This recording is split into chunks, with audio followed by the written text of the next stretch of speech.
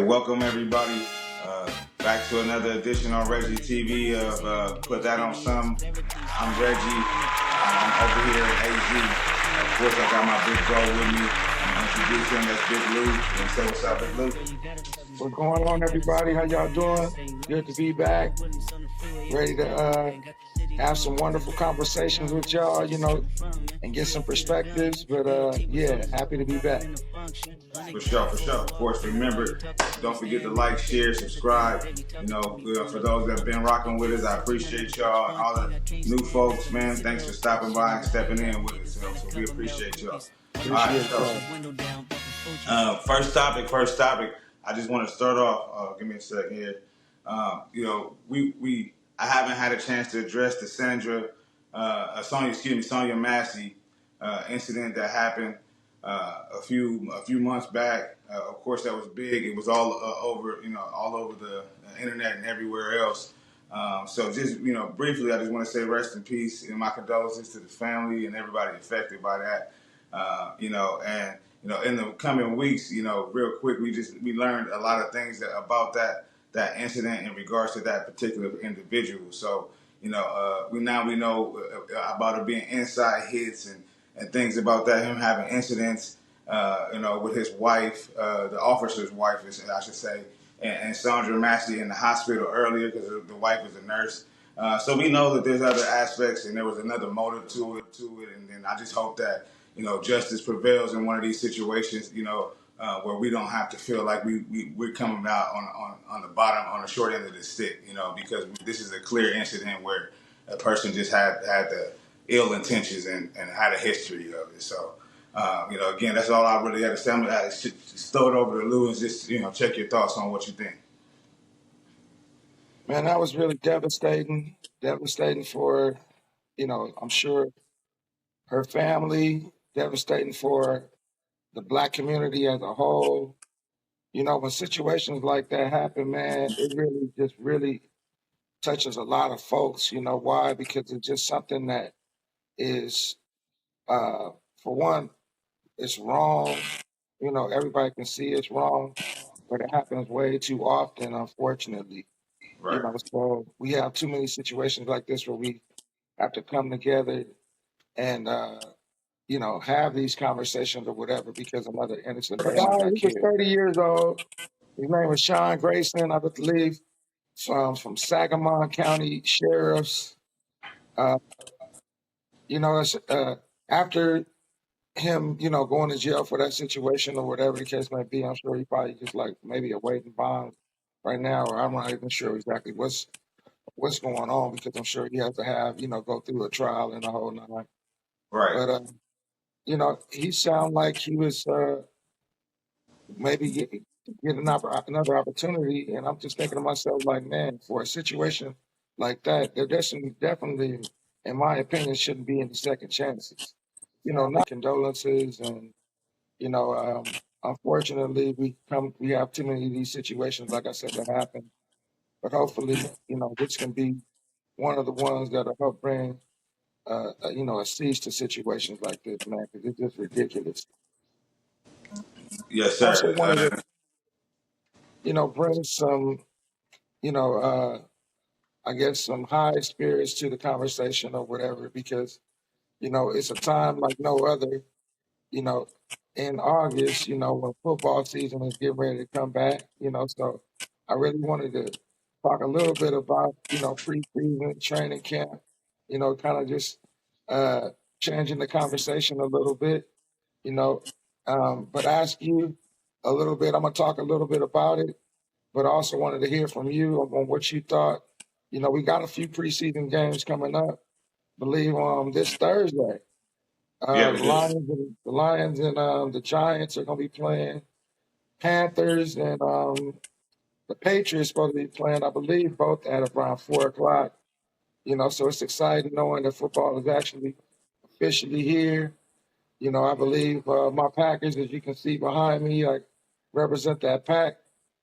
And we play on the 10th, and we got our first preseason game, is against the Browns. So a little midday game around 1:25 on a Saturday. And man, I'm excited to see what our little young core is gonna do. The new addition of running backs that we got, you know, Josh Jacobs, Marshawn Lloyd from USC, AJ Dillon looking physically dominant, you know, as far as like, you know, changing his body and everything like that, a little bit more sleek, but, you know, muscular, might be a little faster. So man, I'm excited to see what Jordan Love and company is gonna do, you know, man. So what about you, man? You ready? You ready to do this? Yeah, I honestly, I had a whole different. I'm excited, of course, about the season coming up. I don't get too in depth about preseason. You know, the trades and stuff is more the exciting off season part for me. You know, seeing people go places and different things like that. You know, the training camp little scraps.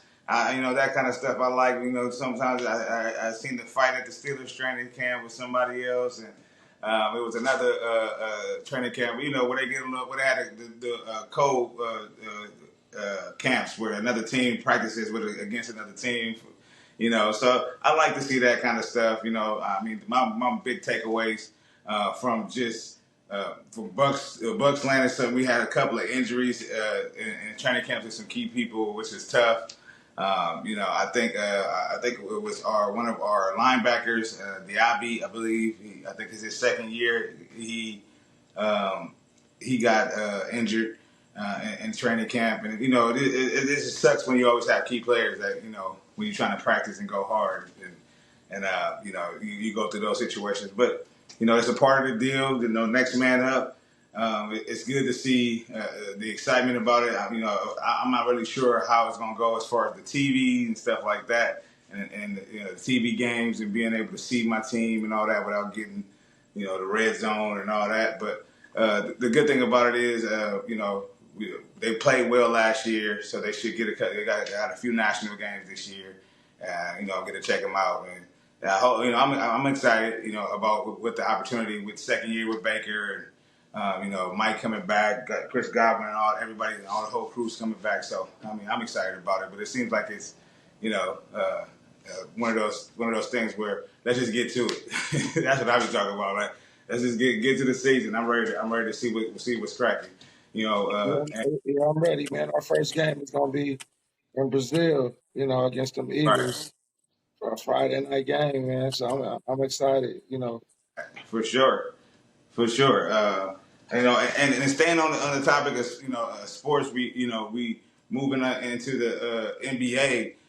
We're losing our household name of you know, the inside of the NBA with Ernie and Shaq and all those guys. Kenny, you know, they're not going to be a part of our NBA household, our memories no more, which is a tough situation. Just a lot of folks, like young people, grew up. They only know NBA, associate the NBA with those four. You know, so that's gonna be weird to see basketball. I mean, it's gonna be good to see basketball in a lot of different areas, to be able to expand basketball. And you know, it's on Peacock. It's gonna be on Amazon. It's gonna be on all these different platforms. And you know, I'm about evolution, expansion. I ain't never had no issue with that. You know, I don't feel like we needed to exclude the household names and the you know, the just the sentimental value of the show and the memories and the things that it brought us over the years. Shaq and Kenny, Shaq and Charles going at each other, getting the attitude with each other. They really got to be beefing sometimes. If it don't be no games, which is funny as hell. You know, that's really what it's gonna be for me. I feel like, you know, TNT just definitely let this one slip through, and they should have kind of did everything they should have, you know, had everything in their power to try to keep that together, you know. But what you think, you know, about that? Man, let me just say it like this, man. Amazon is like the new shiny toy on the shelf. Yeah, they're getting everything, bro. They're getting everything. Amazon is the new girl that just moved on the block, and Yeah, everybody's interested now and jumping on that bandwagon. TNT was with Warner Brothers for almost 30 years, man, since 1996. yeah, You know, so to have a long-standing relationship like that, and then have things just kind of like a rug pulled from your feet. Right. You know, That's what it's it hurts, hard man. Yeah. dealing with situations like that. You know, but um, you know, I honestly, being my age, a little older, I now can see, for one, this things like this happen.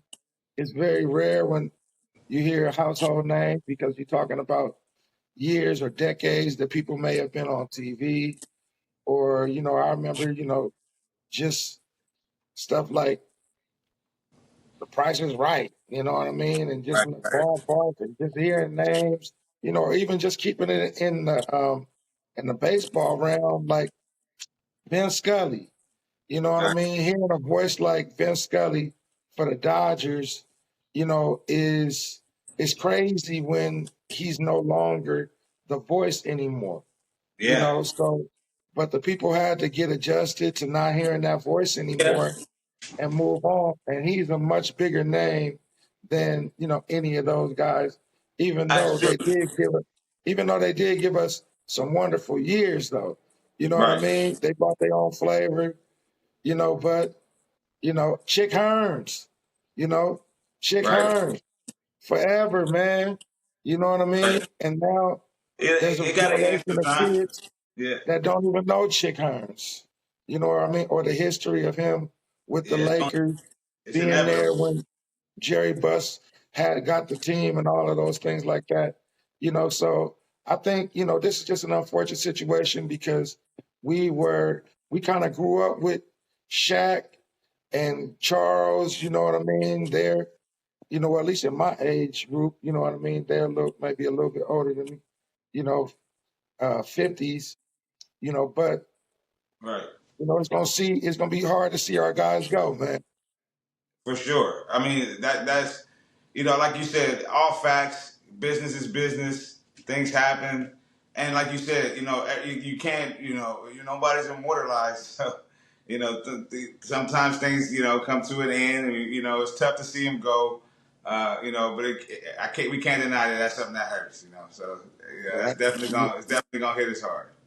So man, look, I'm gonna switch it up to this, man, and something that you're very familiar with, just because it was just so recent, and I'm gonna call this one Where's Waldo? There was like an old cartoon when I was a kid called Where's Waldo? Oh yeah, And I I want to remember say, that. man, where is your boy Drake, man? You know, Yeah, as far as these rap battles and all of the stuff like that, man, it's crazy to me how one-sided, it is. And in a lot of ways, I mean, you almost want to say it's not even a rivalry or a beef because it has to be a little bit of back and forth, for there to be an actual beef or a rivalry. You know what I mean? It yeah, has to sway one way or another. Even if somebody holds the mantle for a while, somebody comes and they takes it a little bit a while later. But this has been completely lopsided. You know what I mean? And so I'm not even sure if you can call it a beef, really, to tell you the truth. And there's some history of, for sure, like real beefs, from my early days in hip hop or listening to hip hop and being part of that culture, with the Juice Crew, you know, and going back. BDP, Right. Boogie Down Productions, you know, from 86 to 89, them dudes was beefing. This is a 3-year hip hop beef on wax. You know what I mean? Yeah. And so it was a lot of them, man. LL Cool J, Cool Mo D. Yeah. They had like a 4-year beef, 1987 to 1991, going back for each other. Albums, albums. Going back at one point or another, with, a song here or there, you know. But they were real, you may not even remember Common and Ice Cube beefing. for a couple of years. That was It kind of was one like a sided. little 3 years. It was a little lopsided, but Yeah. there was still some back and forth. You know what I mean? And then you get before your time really, but the MC search, third base. Shout out to third base. You know, one of the hardest white rappers from my time.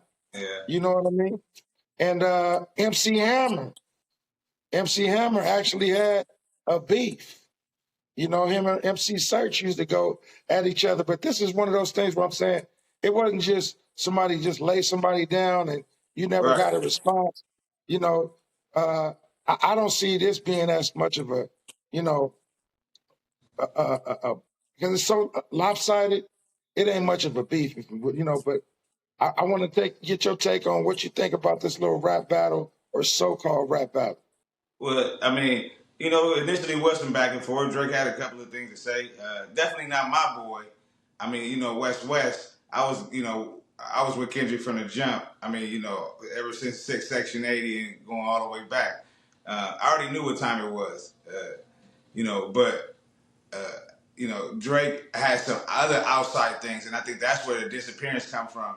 You know, not just the rap and the culture thing, and him stealing from the culture and borrowing, being like a vulture, and you know, seeing what the lingo is and what Future doing and what Lil Baby doing and what, you know, all the new hot rappers. You got to make sure you stay relevant. You know, so not it's not just those things. It's like, you know, the other things as a man, how you were, and I think that's what made him go into checking himself about how you are as a man.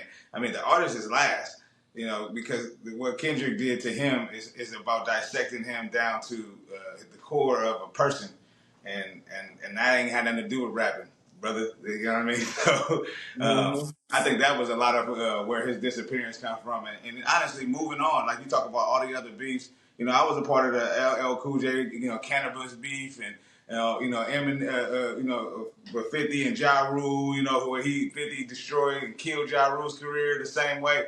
You know what I mean? But you know, those were more my era. Jay-Z and Nas, of course, you know, Ether and Takeover, some of the greatest, you know, some of the greatest battles right there, you know. But at the same time, you know, at this point, other people are now wanting to taking shots. Big Sean taking shots at Kendrick.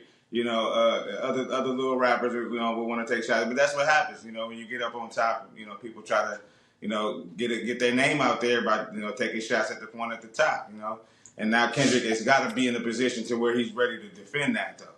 And that's one thing that I I have will no say. idea what Yeah, I yeah, have no for idea sure. what Big Right. Sean did that. That's going on right now, and the thing about it is ideally he's trying to drop an album. You know, he had an album come out earlier. He's trying to go on tour. You know what I mean? And a lot of this Kendrick stuff steps on all of that. And Kendrick called him out by name in that Control verse too. So he's been having a beef since 10 years ago when Kendrick called everybody out. You feel what I mean? You know what I mean? He said his name verbatim, and not only that, the Element remix with Kendrick calls out, says Big Sean name. You know how he a son these dudes. You know what I mean? So this is a thing that's going to be an ongoing thing, and people feel like, Kendrick, because Kendrick is a solace dude. He comes out with art when it moves and when it strikes him, and not just to pop and drop and everybody want to dance and have a good time all the time. You know, the club bangers and all that. You know, a lot of times people get upset about what he did to Drake because now they don't get those things. You know what I mean? Because, you know, they're forcing them to look at what they're listening to. You know, Kendrick is forcing you to look at what you're listening to and what you're subjecting your family members and your kids and all that shit to. So a lot of that for me is this deeper in the battle. And Kendrick, you know, I'll just say this: he's my favorite artist. He's gonna have to be ready for everybody coming because they coming. That's just how it works. You know what I mean? And that's the one thing I will give Drake. I'm a fan of Drake. I lost a lot of respect for him in the last few years.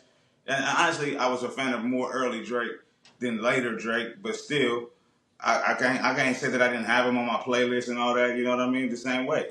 And I will give him props for saying when people took shots, he came at him. You know what I mean? Want to get that? Oh, I don't know if that's your phone. But when people You went away, bro. Yeah, when people took shots at Drake, he defended himself. He defended the throne. When Pusha came at him, when all these other rappers, I mean, I know it was a bunch of other people I'm not even thinking of that I can't even think of at the top of my head, but a lot of other guys came at Drake and he defended himself. He lost some, he won a lot of those, but he did go at him. He made the music to keep coming, and Kendrick is gonna have to do the same. You see what I'm saying? Like, I'm being my favorite and all, but you're gonna have to be on top of your squares, homie. And I believe you will, because I believe that this is his art. I believe this is his calling. I believe this is this is bigger. Like he said, it's bigger than him. It's bigger than just this music. It's bigger than it's symbolism. It matters. You see what I'm saying? It's not just throw something out there and let everybody bounce and you say whatever you want over the track. No, not no more. You see what I'm saying? People gonna hold you accountable. Right. And that just is what it is. You know what I mean? So I mean, that's definitely always fun, and I'm looking forward to to what's the upcoming. And we're gonna circle back on that one after Big Sean and that kind of thing unfold. Because mark my words, it's coming. He gonna definitely take a real shot and say it directly and stop the subliminals. Because right now, the last few freestyles and all that, all the subliminals, but he ain't said nothing direct yet. And I feel like it's coming. So, because Kendrick even said his name. See what I mean? So, yeah, I had no idea. for sure.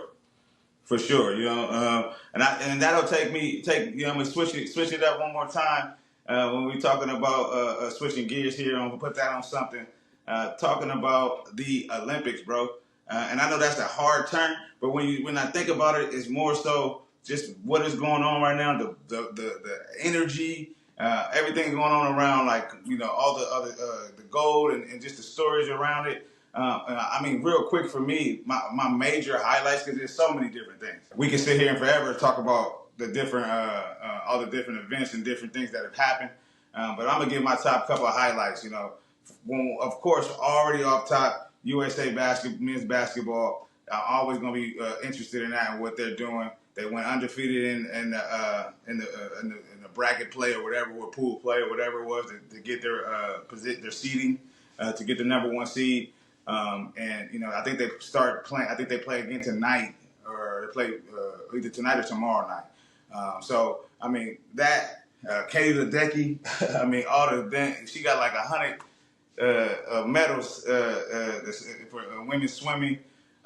Man, the new sport I learned, handball. That's crazy. I didn't even know nothing about this sport. But I like the sport. I actually watched games, a few games. I posted some on my channel. Y'all can go check that out. On my TikTok, RggiTV, and also, of course, my YouTube, this YouTube page. You can check it out there. But yeah, we got some just some different interesting stuff, that's going on. I mean, I can't even imagine like. The feelings. Oh, Snoop Dogg. Snoop Dogg is just a damn USA mascot out there, just dancing and bouncing around and doing all the different things out there and just representing the US. So it's fun to watch them. And the last thing I want to say is, as far as my highlights on the Paris is, the Olympics in Paris is like, man, shame on y'all, Paris. I'm sorry. The conditions. Everybody complaining about how these people are sleeping on cardboard boxes and the food is terrible. And they, the security and what y'all did to Sha'Carri and Shelly Ann Frazier in that race, y'all ought to be ashamed of yourself about what happened. And I ain't even gonna go into it, but everybody know what happened. Ain't no need to beat a dead horse, but just that they got to be better. And this tell us you didn't want the Olympics to ever come back there again, bro. I mean, just based on y'all actions, like that's just how you act. You treat the best athletes in the world like it ain't nothing. They running out of food, running out of chicken, no air conditioning in the buildings. Like, that's wild, bro. You penalizing people for not staying in the village. That's what happened with Sha'Carri and Shelly Ann Frazier. So you didn't let them go through an entrance that would help them get there early to warm up, so they had to walk 40 minutes. Like, come on, bro. I mean, it's just terrible. It's just terrible. So that's the last point that I'm gonna make about that. Y'all fucking be better. Like, it's just ridiculous, you know what I mean? But what things have stood out for you, man? How you feel about it? Well, I watched a lot of different events. You know what I mean? I was excited about, you know, other than the conditions that you talked about, what I think is just, I agreed. I think that they were completely jacked up. Some of the things that, some of the athletes experience, things like that shouldn't happen. There should be some type of committee that addresses those things, and it shouldn't just Right. be left right where it is, but Right. there should be some fines handed down or something, some type of Well, some sanctions around it like that. retribution for those kind of conditions, or at least at the least an apology to those who were affected by it. You know what I mean? If nothing else, so. But overall, just being able to see all the events, how competitive a lot of the events. I'm a person who loves track and field. You know what I mean? That's just gonna be always be one of the things that I Yeah, want I to see feel most before seeing a basketball game, before whatever. If I miss the 100 and the 200, I'm upset. you. I, Yeah, I, that's real though. if I miss the 100 and the 200 and the four buys, you know what I mean? Four by. You know, if I miss that, I don't care nothing about the rest of the Olympics. You Right. know, I mean, not literally, but you understand what I'm trying to say. That's how important those events are to me. So those are like a must. You know what I mean? Then, of course, like you said, USA basketball. Of course, I enjoyed the 3-on-3 basketball this year. That was Which dope. was a nice little event. To be able to add to it. So I watched a lot of 3-on-3. I have a daughter who's, as you already know, who's a volleyball athlete, in high school. And so we watched a lot of, beach volleyball, like that was right in front of the Eiffel Tower that they had it set up out there, like beach volleyball and things like that. She does both. So we watched a lot of indoor and beach volleyball, man. But there was just so many events, of course, the household names, Noah Lyles winning 100. Man, it's so crazy how they say that he won that event and the small margin in which he won it, like a millimeter, man, like something, as Yeah. smaller than, you know, like almost the lead of a pencil or I something think it like was that. like 5/100ths of a second or something like Yeah, that. it was like really something ridiculous, you know, but to come from behind, and it's kudos to some of these cameramen that we can see all of these angles, man. Way back in the Yeah. day, man, you didn't even get all of these angles, so it could have been a whole lot of technicalities, or whatever the case may be, just because you didn't have the technology to find out whether somebody really won if it was this close. But Right. man, amazing. That dude is super fast, and we don't really know how fast he really, really was because he had a bad start. You know what I mean? And he came from last place out of 8 Right. runners. He was completely in the back and Yeah. game, whatever the case may be. So I don't know if when they did all the replays, if you got a chance to see all of that. But the other person, of course, we know Simone Biles. Her coming back and doing what she does. We already know, she's the GOAT as far as gymnastics is concerned. That's up for debate with from few people from the past, but in my Right. opinion, she's the GOAT, and she put on a show. She had a tough night last night on the beam. She fell on the beam last night, jumped back up there, finished strong and things like that. But of course, they do a lot of deduction of points, when, things like that happen or whatever, and nobody expected. I mean, you could hear the whole building, with a huge sigh when she fell because nobody, including me, expected something like that from somebody Right. from her caliber. So, Right. but yeah, man, the Olympics this year was good. And you went in on them, so I give them a little bit. I thought it was pretty dope, on how they started the Olympics. when they came in on the boats, you know what I mean? And, down the river, having each team represented with their flags up and stuff like that with the athletes and stuff like that. So I think Paris has put on a pretty good show, but I guess that would be just on TV because the athletes would probably have something different to say. One thing that I Yeah. wanted to say as far as Huh? Simone is kudos to her for being able to come back after, um, Right. I believe, having to drop out in the last Olympics because she had, you know, some mental battles that she was, dealing with and things like that. So she wasn't able to finish. Um, but, to come back and come back stronger, winning some gold medals, 4 years later, kind of like, you know, the captain of their team. I'm sure everybody on the team kind of looks at her as, the captain, for the gymnast. And yeah, so kudos to her, you know what I mean, for battling back. And which is Right. taking us into, our next topic, and not necessarily just a topic because, it's something that we want to, you know, actually highlight and make sure that we give some airtime to anytime we come together.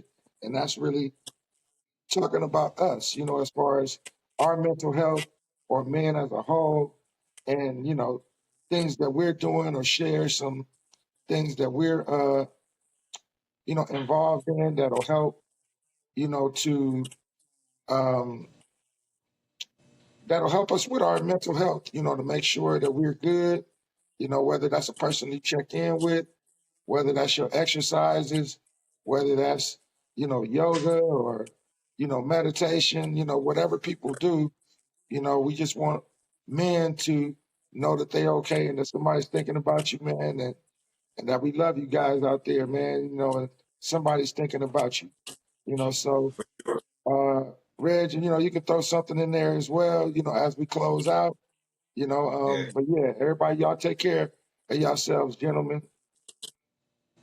For sure, man. And honestly, when me and Lou were in our meeting, kind of talking about this segment, and like we said, this is a thing I want to be consistent with, and I want us to understand that we have a place to this, to ask questions, to be vulnerable.